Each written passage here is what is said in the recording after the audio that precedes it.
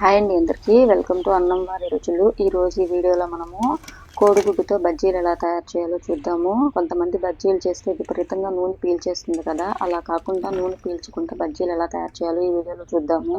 ఈ బజ్జీలు అయితే పిల్లలు కూడా చాలా ఇష్టంగా తింటారండి, చాలా బాగుంటాయి. కొన్ని టిప్స్ కానీ మనం తెలుసుకున్నామంటే అస్సలు నూనె పీల్చుకుంటా బజ్జీలు పర్ఫెక్ట్గా వచ్చేస్తాయండి. ముందుగా అయితే మనము ఒక 8 కోడిగుడ్లు తీసుకొని ఉడకబెట్టుకున్నాము. ఈ ఎగ్స్ ఉడికే లోపల మనం బ్యాటర్ రెడీ చేసుకోవడం కోసము శనగపిండి తీసుకోవాలి. ఇదైతే మనం ఆడిచ్చిన శనగపిండి. మనం ఎలాంటి శనగపిండి తీసుకున్నా కానీ దాన్ని అయితే జల్లించుకోవాలి ఫస్ట్. ఇలా జల్లించుకోవడం వల్ల ఏంటంటే మనం కలుపుకునేటప్పుడు గడ్డలు కట్టదు, పిండి కూడా కలుపుకోవడానికి ఈజీగా ఉంటుంది. మనం జల్లించకుండా కలిపామంటే గడ్డలుగా అయిపోయి కలపడానికి చాలా టైం పడుతుంది. ఇలా జల్లించుకోవడం వల్ల ఏంటంటే మనకి పిండిలో ఏమైనా నలకలు అలాంటివి ఉంటే కూడా వచ్చేస్తాయి. ఇలా జల్లించుకున్న ఈ పిండిని మనం ఏ గిన్నెలో అయితే బ్యాటర్ కలుపుకోవాలనుకుంటున్నామో దాంట్లోకి తీసుకోవాలి. ఇప్పుడు దీంట్లో మనము ఒక 2 స్పూన్లు బియ్యం పిండి వేసుకోవాలి. ఇదే మెయిన్ అండి. కొంతమంది మైదా కార్న్ఫ్లోర్ వేస్తారు, వాటికంటే కూడా మనము బియ్యం పిండి వేసుకుంటే నూనె ఎక్కువగా పీల్చుకోదు. అలాగే దీంట్లో కొంచెం జీలకర్ర, కొంచెం వాము నలిపి వేసుకోవాలి. ఈ వాము జీలకర్ర మంచిగా డైజెషన్కి ఉపయోగపడతాయండి. అలాగే కొంచెం వంట సోడా, ఇంకా చివరిగా ఉప్పు వేసుకోవాలి రుచికి సరిపడినంత. మనం వేసినవన్నీ పిండిలో బాగా కలిసేటట్లు ఒకసారి కలిపేసుకోవాలండి. తర్వాత దీంట్లో కొంచెం వాటర్ వేసుకుంటూ కలుపుకోవాలి. పిండి మాత్రం మరీ ఎక్కువ గట్టిగా ఉండకూడదు, అలాగని మరీ పలుచగా కూడా ఉండకూడదు. గట్టిగా ఉన్నా పలుచగా ఉన్నా నూనె ఎక్కువ పీల్చేస్తుందండి. గట్టిగా కలుపుకున్నామంటే లోపల అస్సలు ఉడకదు, అలాగే మరీ పలుచగా కలుపుకున్నా కానీ కోట్ అవ్వదు. కన్సిస్టెన్సీ కరెక్ట్గా ఉండేటట్లు కలుపుకోవాలండి. ఇక్కడ అమ్మ చూపిస్తుంది కదా, అలా కలుపుకోవాలి. దోశ పిండి కంటే కొంచెం చిక్కగా ఉండాలి అంతే. వీడియో చూస్తున్న ప్రతి ఒక్కరూ వీడియోని లైక్ చేసి మన ఛానల్ని సబ్స్క్రైబ్ చేసి పెట్టుకోండి. మన ఛానల్లో మంచి పల్లెటూరు వాతావరణంలో చేసిన వంటలు రెగ్యులర్గా వస్తూ ఉంటాయి. మిస్ అవ్వకుండా చూడాలంటే ఖచ్చితంగా సబ్స్క్రైబ్ చేసి పెట్టుకోండి. అలాగే వీడియో చూస్తున్న ప్రతి ఒక్కరికి థ్యాంక్ యూ సో మచ్ అండి. మనకి గుడ్లు అయితే ఉడికిపోయాయి. వీటిని దించి పక్కన పెట్టుకొని ఇప్పుడు పొయ్యి మీద బాండలు పెట్టుకొని డీప్ ఫ్రైకి సరిపడినంత నూనె వేసుకోవాలండి. ఈ నూనె వేడెక్కే లోపల మనము గుడ్లను వలిచేసుకున్నాము. అప్పుడప్పుడు మాత్రం కొంచెం విచిత్రంగా పిచ్చి డౌట్లు వస్తూ ఉంటాయి. మామూలుగా మనము కోడిగుడ్డు బజ్జీ వేసుకునేటప్పుడు గుడ్డుని 2 సగాలు చేసి వాటితో బజ్జీ వేస్తాం కదా, అలా కాకుండా కోడిగుడ్డు మొత్తంగా వేసి బజ్జీ వేస్తే అదేమన్నా పగులుతుందా నూనెలో వేసినప్పుడు అనే డౌట్ వస్తూ ఉంటుంది. ఈ రోజైతే మాత్రం అమ్మ 5 కోడిగుడ్లని 2 సగాలు చేసింది, 3 గుడ్లు మాత్రం అట్లే పెట్టింది.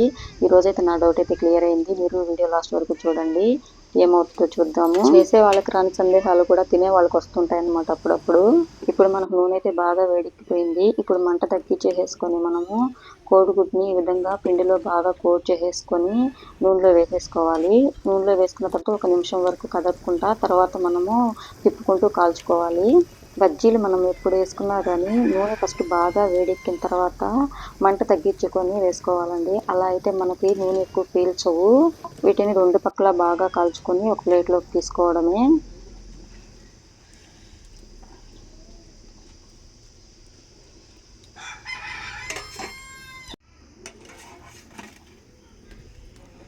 అలాగే మిగతా బజ్జీలు కూడా వేసుకొని కాల్చుకోవాలి. ఇవేం కారంగా ఉండవు కాబట్టి పిల్లలు కూడా చాలా ఇష్టంగా తింటారండి. చూసారు కదా మన బజ్జీలు అయితే ఎలా ఉన్నాయో, అస్సలు నూనె పీల్చలేదు.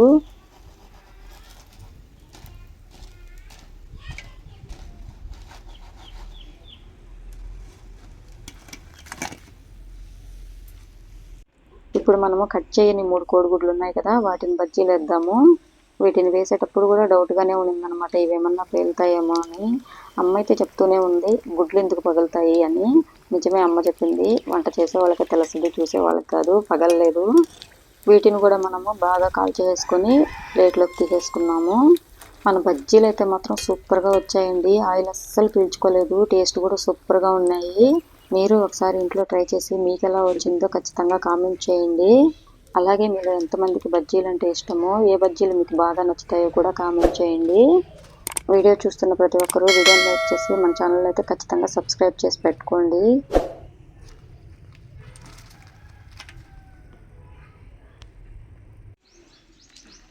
మనకు బజ్జీలు అయితే రెడీ అయిపోయాయి, ఇంకా తినడమే. దీంట్లోకి అయితే మాత్రము ఇలా ఒక ఆనియన్, ఒక టమోటా, కొంచెం కొత్తిమీర కట్ చేసుకొని దాంట్లో ఉప్పు, మిరప్పొడి, అలాగే కొంచెం చాట్ మసాలా, నిమ్మరసం పిండుకొని అంతా కలుపుకొని దీంట్లో పెట్టుకొని తింటే చాలా బాగుంటుందండి. ఖచ్చితంగా ట్రై చేయండి.